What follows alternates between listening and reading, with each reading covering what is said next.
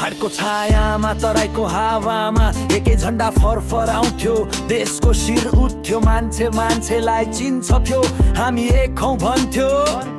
राजाले देश बोक्थे काँधमा जिम्मेवारी हुन्थ्यो वाचा कसममा सेनाको शपथ जनताको भरोसा शान्तिको बाटो भिड्थ्यो घर घरमा राजतन्त्रमा थियो तर शिस्त राष्ट्रको पहिचान नागरिकमा संकल्प नेतामा कम स्वार्थ जात धर्म भन्दा माथि देशको सम्मान सडकमा डर थिएन मनमा क्रोध थिएन देश बन्दै थियो अधिकार भन्दा पहिला कर्तव्य हुन्थ्यो राजतन्त्रको उज्यालो देशको गौरव र सानो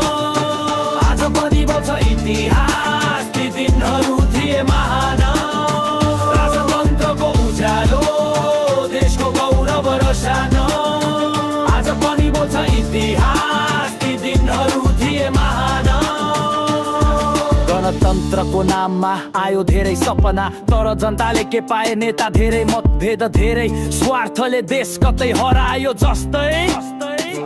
दलीय झगडा सडकमा चिच्याहट युवा विदेशतिर पलाएन अहिले देशमा शब्द धेरै काम कम गाउँ धेरै मरम कम जनताको आवाज राजनीतिक भाषणमा हरायो नेता भन्दा देश ठुलो भन्ने बानेर कहिले उठेन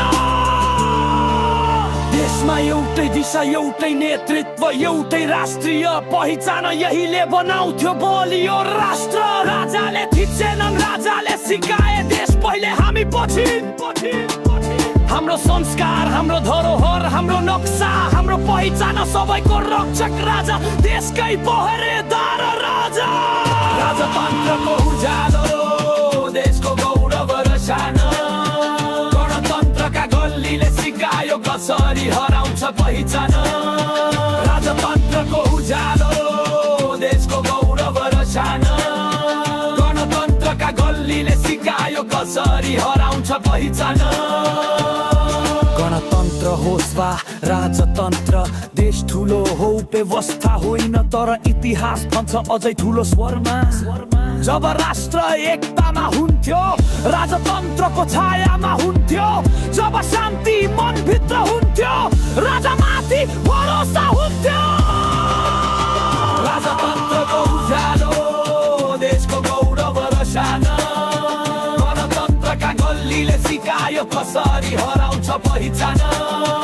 राजतन्त्रको उज्यालो